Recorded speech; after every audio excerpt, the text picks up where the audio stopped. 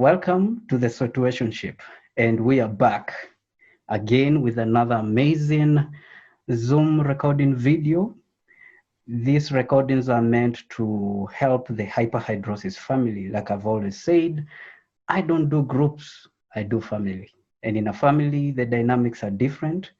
We may agree to disagree, but when we come together, we form a united front. We have a guest. Now, my guest today, she's an OG in the field of awareness. She's been in the awareness game, not one, not two, not three, not four, not five, but 10 years. When we never knew of anyone advocating for hyperhidrosis, she's been in the game, she's been doing it. And thanks to her, a lot of people have gathered that courage to also advocate for hyperhidrosis, myself included. I came across her video, and I never told her in 2017. She was doing like 2 to 3 minutes video. And this one in particular, she was somewhere in a library or an office with some books behind her. And she was talking about hyperhidrosis. And at the time I was going through some stuff, and I was thinking of, I have to do this advocacy, and this is in 2017. So listening to her, I made a comment, and I told her, I just gave a brief description of my experiences and what I intend to do. She did a follow-up video and she mentioned someone from Nairobi, and I knew that's me. So fast forward in 2018, January 12th, this is when Hyperhidrosis Initiative was formed. We started off as an initiative, and then we progressed to a non-profit company. As I was planning our very first Hyperhidrosis Awareness campaign, the cycling event from Nairobi to Kisumu, we were about to cover a total of about 400 kilometers. I was communicating with her. I even sent her an online poster just to show her, a breakdown of the event. The event happened, and then, since I've been reading her stories, the stories she's been writing about other people, I felt like, you know what? I think this is an opportunity for me to have my story done. So I reached out to her, and she obliged. She asked me to send her a write-up, which I did. Fast forward, she did the story, and it was amazing. It had a flow from start all the way to where the initiative is. And I mean, till today, I'm so thankful, and she's been very instrumental, things which I'm going to discuss with you and with the Hyperhidrosis family. But I don't want to say a lot, I don't want to say much. Since she's here, I will let her introduce herself. So the camera is yours. Thank you for having me, Martin. My name is Maria Thomas. I am the creator of the blog mylifeasapuddle.com, where I like to say I create hyperhidrosis hope and awareness one drop at a time, and I help people feel better about the skin that they're in. So I've been reading a lot about you, and I know that you're born with primary focal hyperhidrosis. I Yes. believe I'm not wrong. You're born with primary focal PFH. So this question, I'm going to break it down in two. So the first phase will be, you describe for us your experiences, your childhood experiences, all the way to your teenagehood. And then now we are going to tackle on the adulthood stage. But just give us a description. How was it growing up with hyperhidrosis, school life, from kindergarten all the way to, for us, we call it primary school. I don't know from your end, up to that teenagehood stage. How was it? My earliest memory of sweating as a child would probably be age 7. I went to a private Catholic school, and we wore school uniforms, and I always remember wiping my sweaty hands on the front of my uniform to get the sweat to go away. I also couldn't wear plastic jelly shoes because my feet would slip and slide around in them. Learning how to write cursive was very difficult because my hand would be sweating through the paper. It would be sweating like on this part of my hand here on my palms. So that would soak the paper, and the pencil would actually rip the paper as I was writing. And then taking things like timed math tests where we had, 5 minutes to complete a sheet of multiplication tables. That always made my hands sweat really bad. And then the older I got, the more situations I was placed in that caused me to worry about my sweating even more. So in 5th grade, grade 5, we had to learn how to square dance. So we were partnered up with different classmates, and we were learning how to dance. And that was a nightmare for me because we had to hold each other's hands. So I always tried to wear a long sleeve shirt during the days that we would be learning the dances. That way I could pull my shirt sleeves over my hands and not get the other person's hand quite so wet. And then in high school, I joined the track team, and I ran a lot of relay races. So we would have a baton that we would pass from one teammate to the next as part of the race. And so I would always have to constantly grip my athletic shorts in my hands to absorb as much sweat as I could right before my teammate passed the baton to me to run that leg of the race. And then things like learning how to drive a car and taking driver's education courses and getting the steering wheel soaking wet with my hands because I was, number one, nervous about learning how to drive a car. Number two, I was worried that my sweaty secret would be found out. And it's hard to hide when it's a condition that physically manifests on your body and leaves drops behind on the steering wheel. And then another example I can think of in high school would be my prom. I wore a satin prom dress that I was terrified of ruining with sweat. So right before we would go up or go out on the dance floor, I would be sitting down at the table and clutching the tablecloth in my hands to absorb the sweat before I got up to go and dance. So it impacted a lot of things. I never joined the band because I was too afraid to play an instrument because I didn't want the sweat running down my palms into my elbows while trying to hold an instrument. So I joined the choir instead and sang, and that kind of got me out of it for a little bit, but I was still sweaty when I was standing up on stage. So I was very conscious about not standing too close to my other classmates because my hands might brush up against theirs, and then they would know that something was different about me. And then college, or university as you might call it there in Kenya, just general walking to and from classes. If I had a class on one end of campus and then I had to quickly get to another class on the other side of campus, walking around outside in the hot weather, that would make me sweat. So then I would be sweaty by the time I sat down in the next classroom. Again, taking notes on paper. Sometimes I would take another sheet of paper out of my notebook and put it underneath my hand so that I could still write and hopefully keep the rest of the paper dry. I remember I had to get fingerprinted because I was taking some teacher's education classes at the time, and I was going to be student teaching in another classroom in my city. So I had to be fingerprinted, and they had a hard time getting my fingerprints to show up because my fingertips were so wet. So I had to explain to them, I have this thing. At the time, I didn't know what it was called. I just said, I have really sweaty hands, so I'm going to have to wipe my hands a lot more than someone else might. And they finally were able to get the fingerprints taken, but it took longer. Wow. And to your adult life, right? What are some of the challenges that you faced, or rather you're also still facing as an adult with hyperhidrosis? I would say the note-taking is still a problem when I'm in meetings at work. Definitely play a lot more situations that I would call trigger situations. So they trigger my hyperhidrosis to happen. So things like networking events where I'm meeting a lot of different people and shaking their hands as a greeting. Job interviews where the first impression is a handshake, and mine is always soaking wet because I'm worried about sweating, but I'm also worried about the job interview and worried about making a good first impression.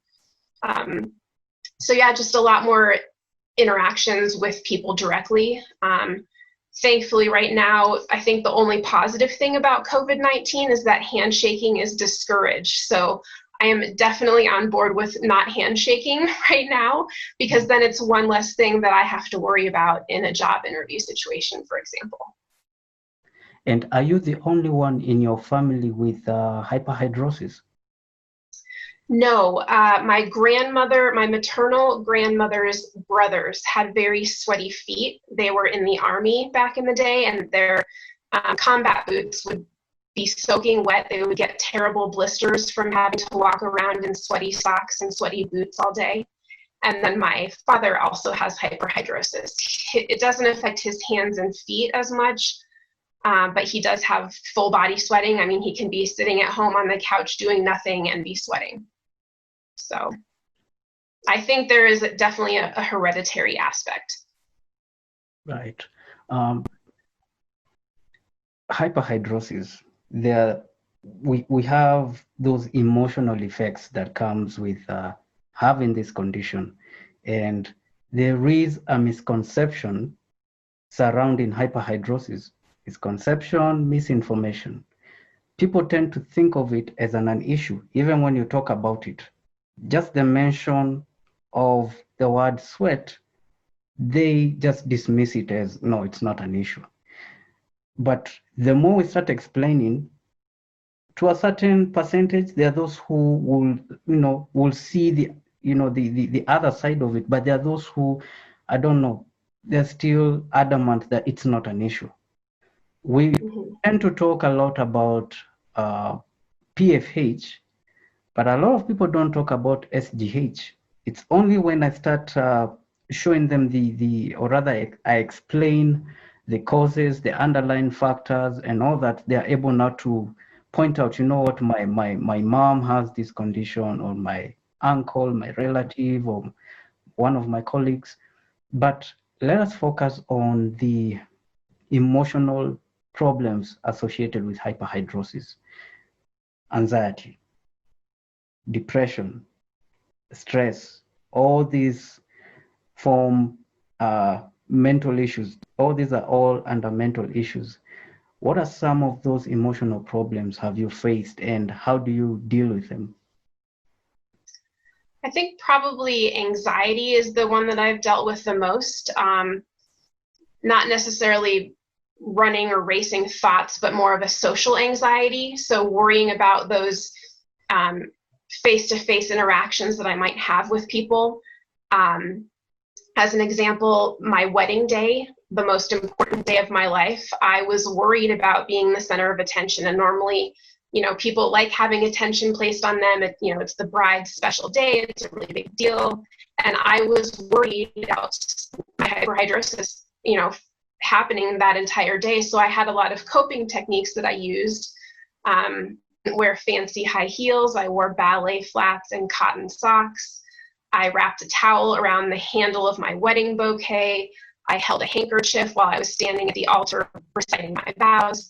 So there's a lot of different coping mechanisms that I use to help make myself more comfortable. Right now, I have a towel on my lap so I can wipe my sweaty hands, and I have a fan on the floor that's blowing on my sweaty feet. So if you have hyperhidrosis, do what you need to do to help yourself live a more comfortable life. And there's nothing wrong with asking for what you need. Again, on my wedding day, I asked the church if they had a fan on hand, and they did have a fan. So we angled a fan at the bottom of the altar so that it would blow up on me, because I tend to do a lot better if I can feel air moving across my body. So just little things like that really help with the anxiety portion. And then also, even if you're not an advocate and you're speaking out in the public about this medical condition, just being able to talk to your family friends about it and explaining to them what it's like. It's not just sweat. It affects every single aspect of my life.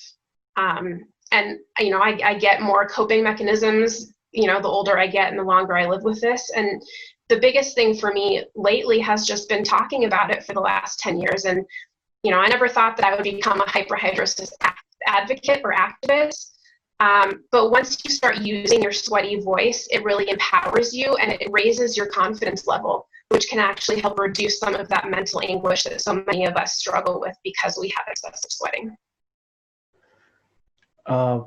Growing up, up to where you are currently,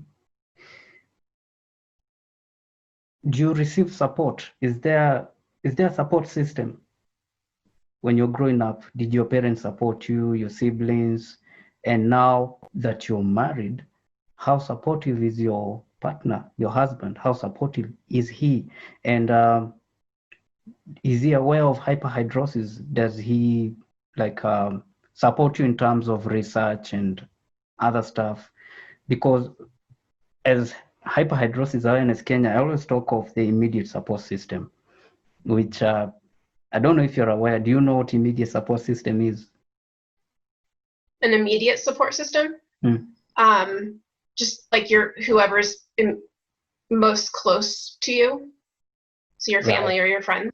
Exactly. Now the immediate support system, we have the main support system, which is the parents, the family unit. So you have the parents, you have your spouses, you have the guardians, and your loved ones.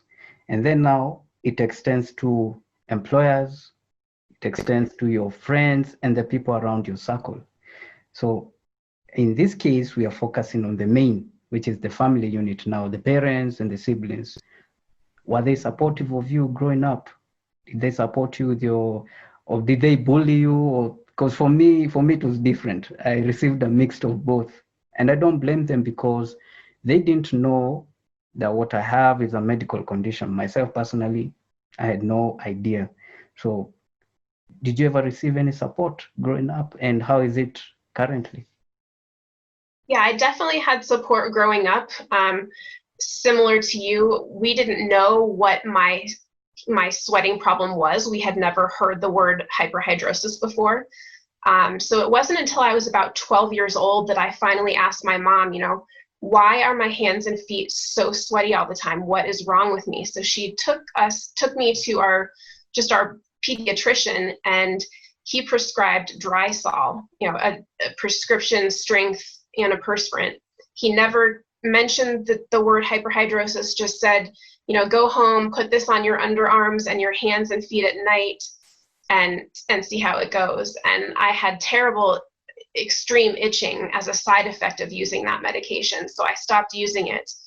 And then my freshman year of my freshman year of college, I started doing my own internet research, and that was when I came across the term hyperhidrosis. And initially, all of the search results on the internet were just talking about ETS surgery as a cure for hyperhidrosis. And I don't think ETS is a cure. It's a treatment. It can help some people, but most of the people that I have met in person have devastating compensatory sweating as a result of that surgery. So that's not something that I will ever do as a treatment myself. And then once I started doing the research and found out what it was called, then I found the International Hyperhidrosis Society. They're a global nonprofit dedicated to hyperhidrosis awareness and support and treatment. So they have been a big source of support kind of outside of that immediate support system. And then my husband, we met during the time that I was actively seeking answers and information. So he really was able to join me at the beginning of that sweaty conversation. So he understands what it is. And just through having quality conversations with each other, he knows the things that help me, and he also knows the things that make it worse. So if we're running errands or going to a movie or going on a date, he'll start the car ahead of time and turn the air conditioning on so that the car is full before inside. Because if I get into a very hot car, that's an immediate trigger for my hyperhidrosis. So little things like that. My friends will, turn down their air conditioning in their house so it's cooler when I'm there, or they'll turn a fan on.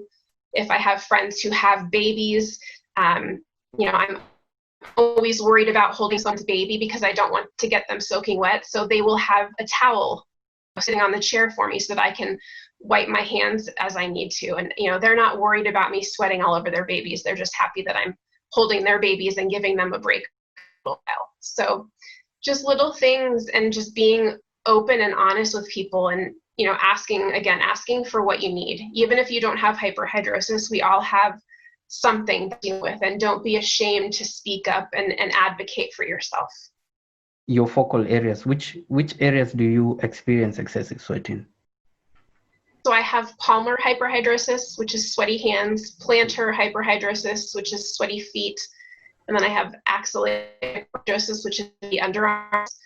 And on really bad days or really stressful days, or where I'm doing things like public speaking or job interviews, I can have lower back sweating and groin sweating as well. Wow.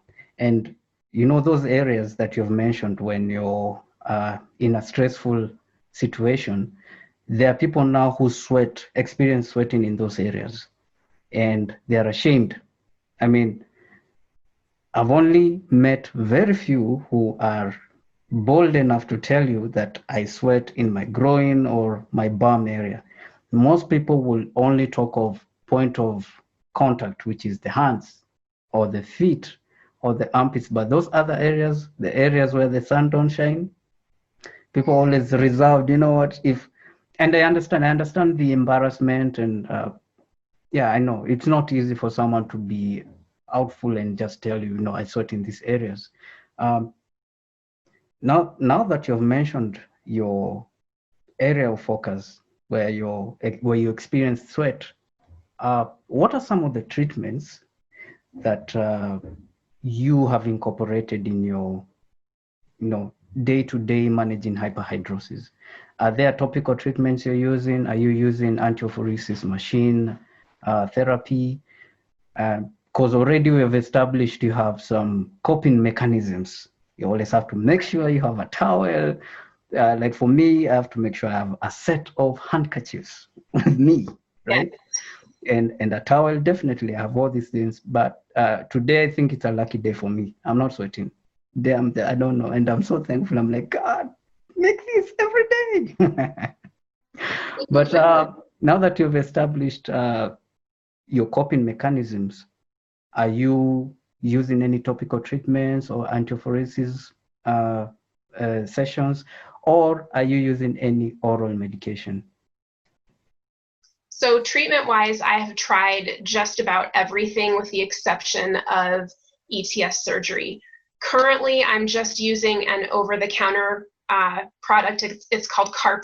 They make antiperspirant lotion for your hands, your feet, your face, and your groin. So they have something called Carpe Thigh, which is really great. It's affordable, it's over the counter, so you don't have to mess around with getting a prescription from a doctor or anything like that. It's fairly easy to obtain. Previously, I talked about the Drysol, the prescription antiperspirant. There are some other over-the-counter antiperspirants, clinical strength. Some of them, for me personally, they just cause me such bad itching in my underarms that I would have a hard time falling asleep at night, because part of the package directions are to apply the antiperspirant at night to clean the skin and then go to sleep. But depending on what the ingredients are, in my body anyway, some of them they didn't work because I had to wash it off because it made me itch so bad.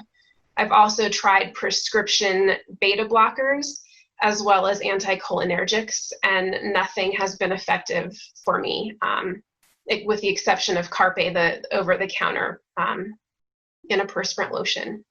So, but it's also important to remember too that each person's body is different. So what works in my body might not work in yours, and vice versa. So it's important to keep trying and not to give up hope that something will help reduce your sweating, and maybe one day we'll actually have a cure for hyperhidrosis. It's a good thing you've said that, because I also want to reiterate, we are all unique. What works for me may not work for Maria and may not work for you. You may use a product, for instance, you may use Carpe and it will work for you perfectly. That doesn't mean it will work for me. Maybe a different brand will work for me, right? But the key thing is try, give it a try. Maria, I also want you to explain to the Hyperhidrosis family here in Kenya. There are those who reach out to me and they, maybe they have done their research or they've seen the products, the different brands on our Facebook page or Instagram. And the first question I get is, if I get this brand, will it cure me? Will it cure my sweat? Will it heal me? After how many weeks will I be healed? And when I tell them that topical treatments do not provide a permanent solution, especially if you have primary focal hyperhidrosis, which has no cure, what these topical treatments will help you manage your sweat. So first you have to identify, is my sweat excessive or extreme? Because if your sweat is extreme, then there are so many things that need to be looked after. Your triggers. It's a combination of so many things. Mhm. But I cannot, myself as Martin, I don't want to lie to people. I don't want to tell you that if you buy this brand, apply it, when you wake up in the morning, you're sweat free. That's the last thing I will ever want to do. But anytime I tell them the opposite, the complete opposite of what they were expecting, then they get discouraged. Some of them, they don't reach out back again. And there are those who come back and they're like, you know what, I'm willing to give it a try. So it's a good thing that you have clarified, you've let people know that whatever works for Martin may not work for Maria and vice versa. But the key thing is keep on trying. Which brings me to this question. How effective are the topical treatments you're using? Well, the only thing I'm using right now is the Carpe Carpe lotion. I would say if I had to put a grade on it, it probably helps me manage my sweat 50% of the time. It doesn't completely dry up my sweat every time I use it, but it does help give me enough of a buffer that I can do activities with more confidence. But again, it's not a cure. Right now, there is no cure for hyperhidrosis. So I think it's important to not attach your effectiveness in life or your happiness in life to having a cure for your excessive sweating. You are more than your condition. So if you're tying your happiness to not sweating anymore and finding that cure, you're never going to be happy. So you have to learn to be happy with who you are because of, and maybe even despite your hyperhidrosis. Otherwise, you're not going to be happy. And happiness is a process. I still have bad days. I have days where I want to cry because of my sweating, because it makes it so difficult. I remember just a couple of weeks ago, my husband and I kind of got into an argument because he hadn't mopped the floors yet. And so I finally had to explain to him, it makes my life difficult when the floors are not clean, because if I'm trying to walk around in bare feet, my feet will pick up every single piece of dog hair and dust and lint that's on the floor. So this is making my life difficult by you not cleaning the floor. But little things like that can make life difficult. Right, I get you. And I hope he's going to watch this video. Please clean the floor. I hope so. Like the one chore he has inside is doing the floors. So it's really important. But we appreciate him because he's very supportive. That's the most Yes. important thing. He's very supportive, and shout out to you. Thank you for supporting Maria, being the supportive system. Thank you very much. May I tell you in Swahili, asante sana kwa kusupport Maria. Sisi tunakubali, tunasema asante. Asante sana kwa kusupport Maria. Thank you very much. I hope you get to see this video, right? So, we all have a turning point when it comes to in our lives. We always have a turning point, and this time in relation to hyperhidrosis, there is that situation, or there is that maybe something that happened that made you, you know what, this is not normal. I have to do something about it. If there's one thing I know about leadership, leaders, they set the precedence, they set the pace. Leaders don't sit and wait. They don't do that. So you did the same thing. What was your turning point? What made you want to advocate for hyperhidrosis? The turning point for me was back in 2011. I had Botox injections in my hands. I was a patient volunteer at a dermatology conference where they were being taught how to inject Botox. So I had 155 injections in the palms of my hands. And I feel like at that point, I was 31 years old. I was desperate for something to help me manage my sweating. And so I decided to be a patient volunteer. And that was the first time in my life in 31 years that I didn't have to apologize for who I was and for how my body behaved. The International Hyperhidrosis Society was the organization who sponsored the event. And during the check-in process, they shook my hand and they understood exactly what it was that I was going through.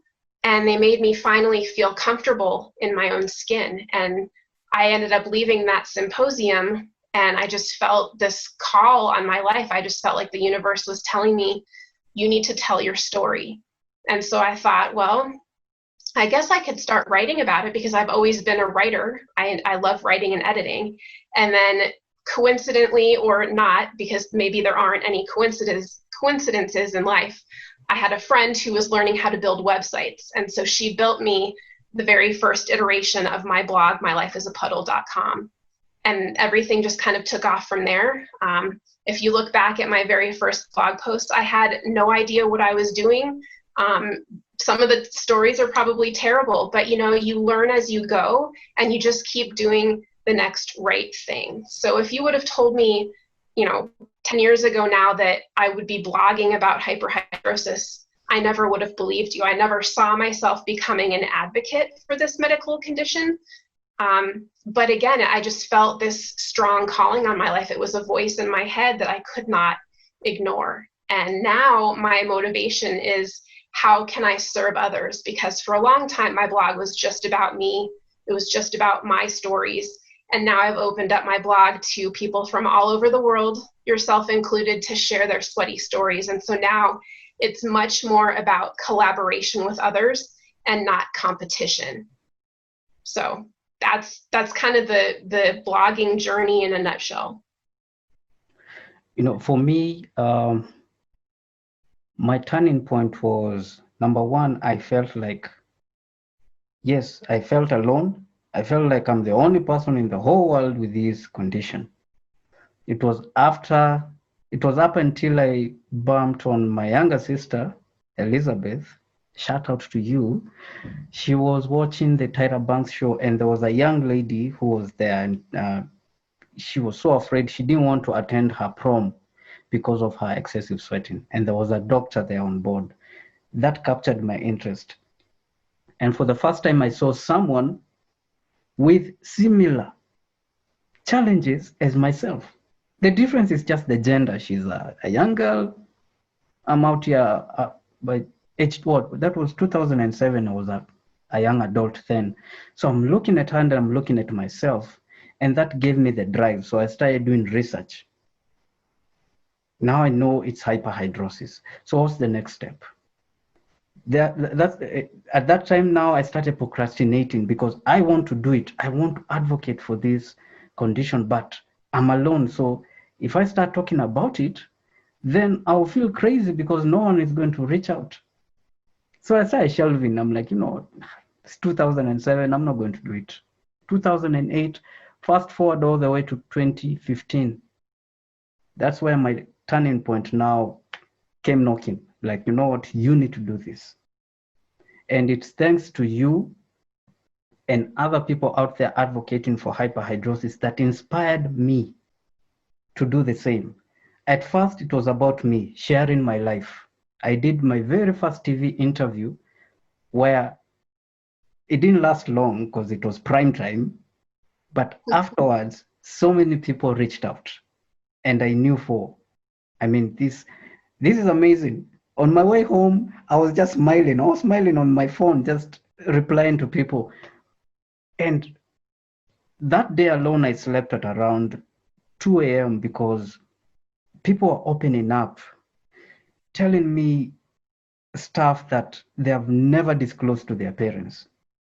And I knew, this advocacy is bigger than me. It's bigger than my struggles. So I need to open it up to the family.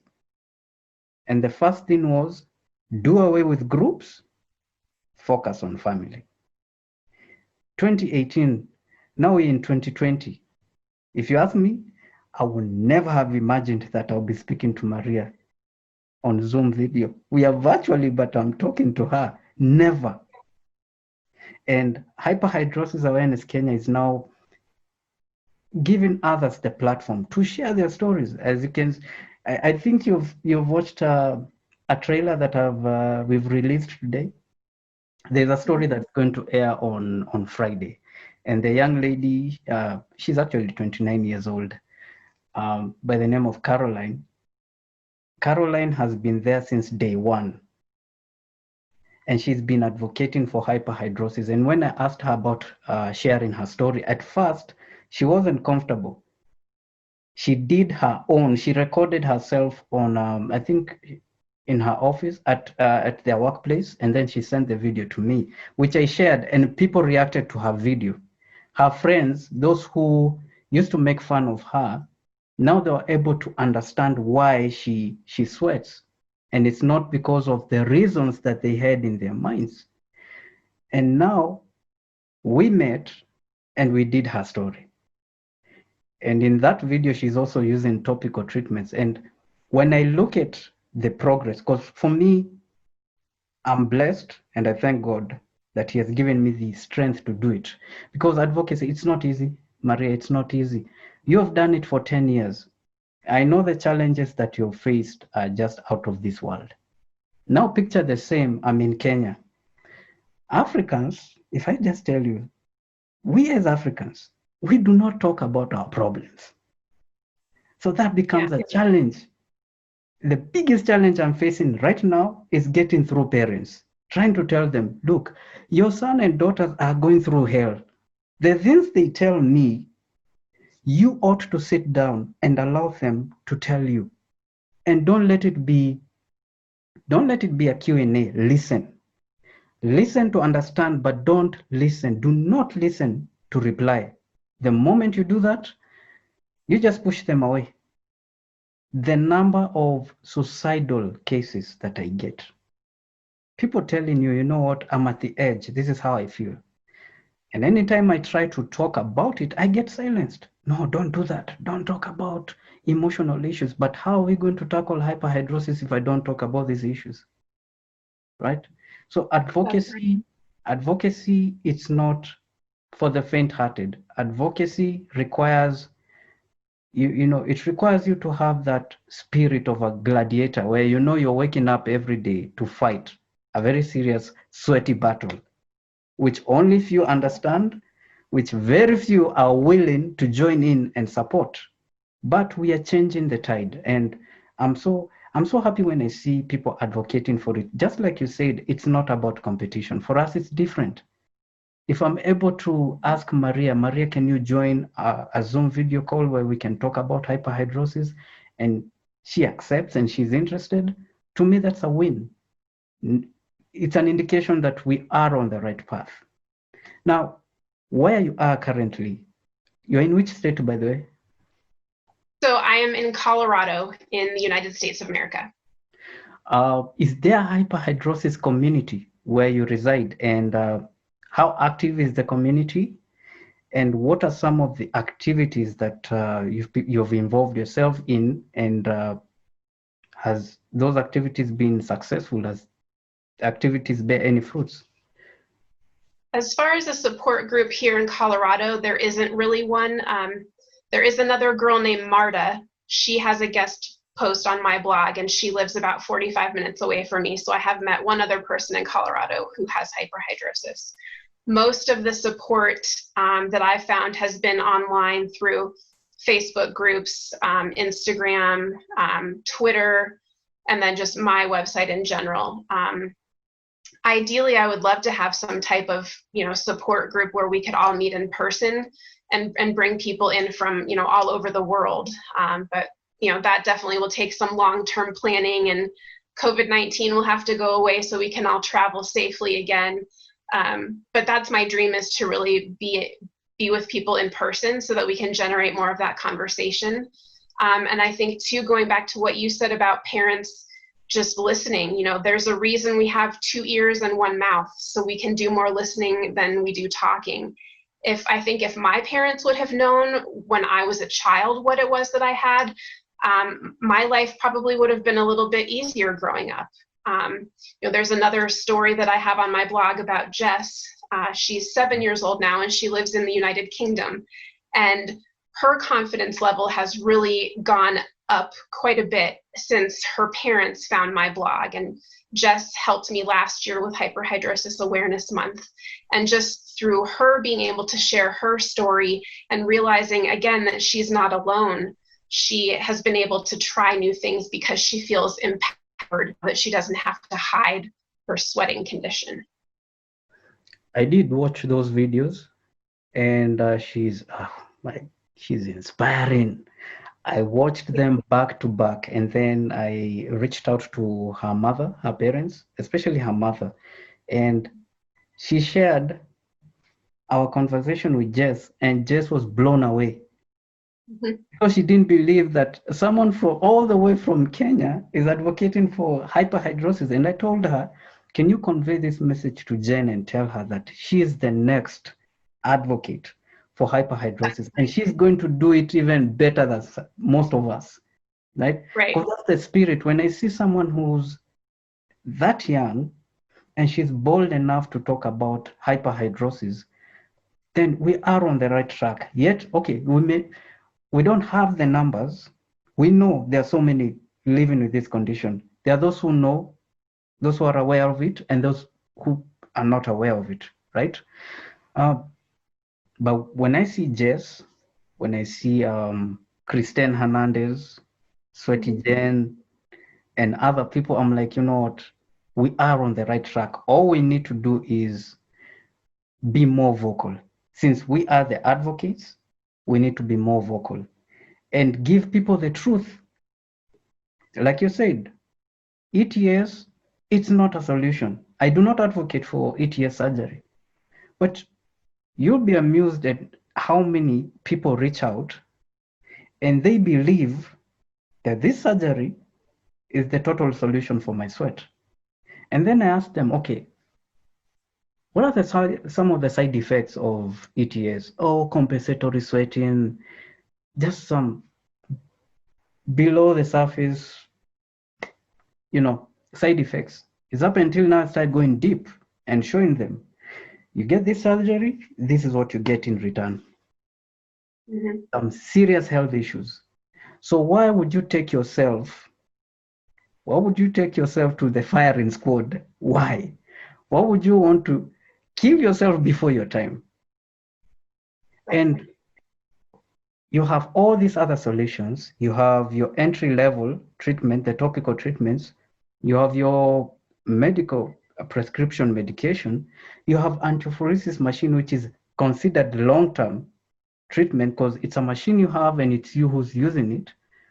Why skip all that to one atrocious surgery that you believe is your solution? Again, right. If I do not acknowledge their stance on ETS, then I'm the bad guy. I get trolled. There are those who right. get so mad at me. They're like, oh, and I thought this is all about helping the hyperhidrosis family. I'm like, yes, I'm helping you. I'm giving you information that where you read about ETS, they will never give you. Right. You need to learn the history. I think it's important to just, people need to be able to do their own research and remember that most of the websites that they might come across that tout ETS surgery, that's a business. That's, that's marketing, that's language that's used to entice and convert you into a customer. So take everything you find with a grain of salt because that's only one part of the story. And ultimately, it's you and you are in charge of your own body and you can make whatever decision you feel is best for you. Just make sure you have all of the information and all of the facts before you make that permanent decision.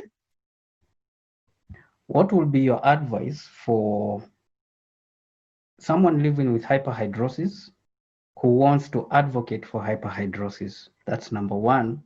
Number two, what would be your advice for someone living with primary focal hyperhidrosis or even secondary generalized or facing any kind or type of health sweat issue? What would be your advice? Well, if you're wanting to become a hyperhidrosis advocate, I would suggest building your community. So start following other advocates on social media, subscribe to other people's email newsletters if they have a website, join health organizations, reputable health organizations. I'm part of the We Go Health Patient Leader Network and the Clara Health Breakthrough Crew for clinical trials. So really just getting involved and spreading your puddle of awareness. And then just for the regular person who has an excessive sweating problem and doesn't even know maybe that it's called hyperhidrosis, you are not alone, first and foremost. Hyperhidrosis affects 365 million people worldwide. That's 5% of the global population. So you're not the only one who is struggling with this. Again, do your research, find the support groups. My probably favorite is the International Hyperhidrosis Society. You know, they helped start me on my own advocacy journey because they embraced me and understood the problems and the struggles that I was facing. And also, you are so much more than your condition, whether it's hyperhidrosis or some other medical thing that you have going on. I have a couple of other health conditions myself. Just because you have a label, it's nice to have a label and a diagnosis because then you can move forward in your treatment journey, but you are not your diagnosis. There's more locked in here in your mind and your heart and your soul. So don't let your hyperhidrosis be an excuse for why you can't live a good life, because you can and you have the strength inside. So being able to connect with others who understand your struggles will help you grow from the inside out. Where can we find Maria? So my website is mylifeasapuddle.com, and then you can find me on Facebook, Instagram, and Twitter at mylifeasapuddle. Your last words, or anything you may want to add. The floor is yours. Gosh, I'm just grateful to be here and to be talking with you. I take the work that I do very seriously. I try not to take myself too seriously. And I just feel like this is the calling on my life. And I'm happy to serve others and make people feel better about the skin that they're in. Well, thank you very much for your time. And where do you see hyperhidrosis advocacy? Where do you see us in the next 5 to 10 years? Where do you see us? Hopefully having regular in-person meetings or conferences like once a year, maybe in November during Hyperhidrosis Awareness Month, and really just growing our family of sweaty people and empowering others to use their voice, that the sweaty network grows wider. You know, we're all just one drop in an ocean, and watching the ripple effect of our work collectively grow and strengthen the community. You know, it's possible we can work on hyperhidrosis conference. We can do a Zoom video with those who are available on the awareness month. Yeah. You know, we have different representatives, myself here in Kenya, yourself and others, and we can just have that meeting, a virtual meeting where we can talk about our experiences, amongst other topics, which by the way, there is a series I'm working on. It will be launched, I think, on the second week of September. I'm going to bring you back. So each person will have a topic that they're going to share. They're going to expound more. So definitely know that you have a topic. And I'm also going to link you with the other guests that I'm going to bring on board, and we're going to talk about ETS. We're going to have a doctor, a dermatologist. I'll look my friend Dan from Southern California. I did a Zoom video with him from R.A. Fisher, and yourself and myself. Right, we both of us, we are advocates, and we also live with this condition. And then now you have a medical practitioner, and then you have Dan. Dan doesn't have hyperhidrosis, and I also believe our specialist doesn't have. The key thing is the topic we are going to touch on is ETS, and we are not going to We're not going to be smooth about it. We will touch on it. We will go deep. We will expose the truth. We'll show people now. You are bamboozled by compensatory sweating. Now, these are the serious problems that you're about to face with this condition. And I think through that Zoom video, we're going to touch on a lot. And I'm at a point in life where I really don't care about trolls. They can troll me all they want. But the truth has to be given in the most painful way. We are not going to add candy on top of it. It just has to be the truth. Either you take it or leave it, right? So I'll loop you in. Yes, that sounds great. And feel free to bring any other person on board, and also encourage you, push more for a family in where you reside in Colorado, right? Push for a family. Yes. Get a hyperhidrosis family. It's not easy. I will just tell you the truth. It's not easy, but the dynamics are different. The dynamics are different. For us here in Kenya, yes, there are those who want to talk, but they don't want to be seen. Mm-hmm. But the more I push on meeting people, because it's important, meet someone with similar struggles as you, and then you'll notice that you're not really that different from your counterpart, right? So I push more for family group dynamics. They're different. It's just like a political party. Today you're game, tomorrow you don't like each other. But a family, you may have differences, but at the end of the day, you move together. So thank you very much, Maria. Thank you so much. This was a chill session, introductory video between myself and you. Be sure you're going to come back again. I'll give you a topic which you're going to run with it. And thank you for inspiring me to push more on my advocacy. Trust me, I wouldn't have done it without your help. I read pretty much a greater percentage of the stories that you've written about other people's experiences, including mine. And these really inspired me to do what I'm doing currently. 3 years strong, and there are no signs of me giving up. I said I'll do this until the wheels fall off. So thank you very much for inspiring me. Thank you for inspiring me. That makes me so happy to hear. I'm so glad. Yeah, you're an OG. You've been in this field for 10 years. You ought to be happy. You ought to be proud of yourself. I am happy. Yeah. Proud of yourself. There are people who follow you. We do also have Kenyans who live in with this condition, and they follow you. So you're well accepted and represented all over. So thank you very much. And I don't know, anything else you may want to say? No, I'm just excited to watch the final video so that I can help share it and get you some more followers as well. It will be as natural as possible. You know me. Yeah. I don't want to make it all cosmetic. These are two people having an amazing conversation, and yeah. So thank you very much, Maria. I appreciate your time. You're welcome. It's what, in the afternoon? Is it 2 in the afternoon?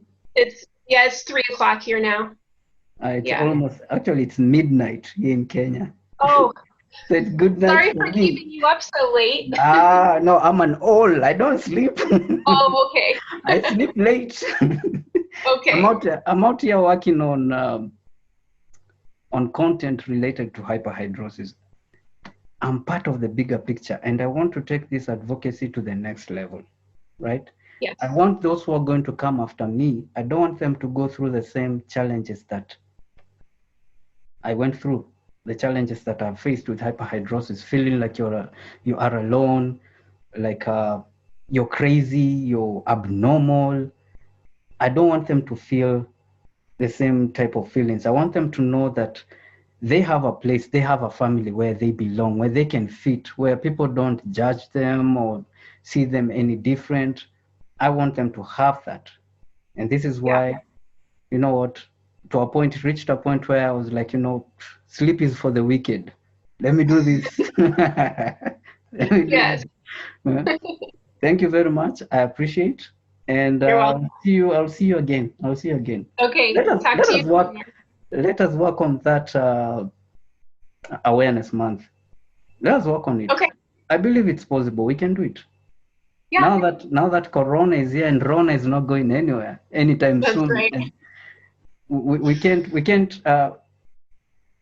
I think it would be wrong for us to say that it's not possible because of Corona. Yet I'm talking to you, so it's very much possible. We can do it, and we have an event. We have a cycling event in November, so I'm going to dab in on everything. That awareness month, I want to do as much as possible during that 1 month, that awareness month. So until then, it's goodbye from me and from the Hyperhidrosis family. Thank you very much. Asante sana for your time. I appreciate you.